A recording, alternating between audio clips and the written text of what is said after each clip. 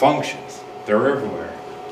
Profit functions, look, computer functions, cost functions, the functions of pain to medicine applied or whatever. So at any rate, functions are everywhere. They're really important. And that's why it's important in the 21st century for math curriculum to focus a lot on functions, because they're that important. It's all about input and output. Maybe somebody works for 2 hours.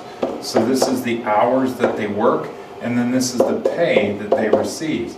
So we could say that pay is a function of time. We can use meaningful letters for input and output, and not always just x, and not always f of x for functions.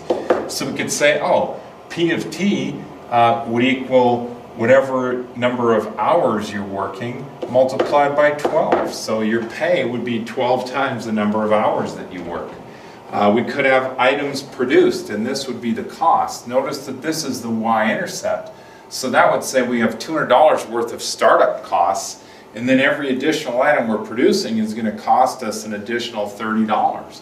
So we could say we have a cost function for the number of items we produce.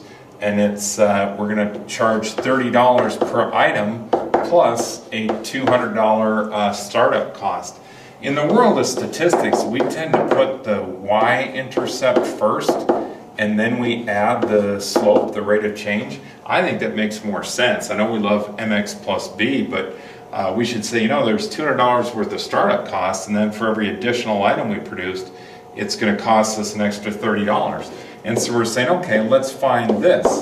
That would mean, what's the cost of producing 5 items?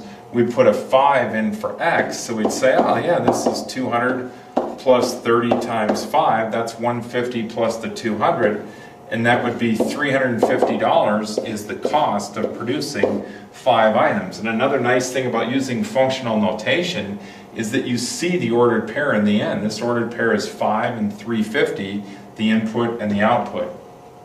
We could have, maybe somebody's working at college, and they're writing papers for other students illegally, but they're making money, and this is all about capitalism here in America, baby. So what they're doing, and maybe their argument is, look, I'm just climbing the ladder of life. I'm going up like 2 rungs at a time. But let me tell you something, 2 rungs don't make a right. But anyhow, let's suppose we got this, the papers completed, the completion time, maybe we'd say time as a function of number of papers completed would be, hopefully you can see that the y-intercept is 10, and then it's going to take 40 minutes per paper after that. So that would be a function for the time it takes to complete p numbers of papers. But you'll see on your homework, we're going to see problems like this. If f of x equals this, find f of 5, and certainly all you have to do is put a 5 in for x and see what you get. 15 minus 2 is 13, so f of 5 would equal 13. And you're going to see some problems where you have a table of input-output values, and it's going to say here's the x, and you need to find f of x for something like this, and we'll put in a 1, a -2, and a 6 and tell us what the output is. Just means put 0 in for x.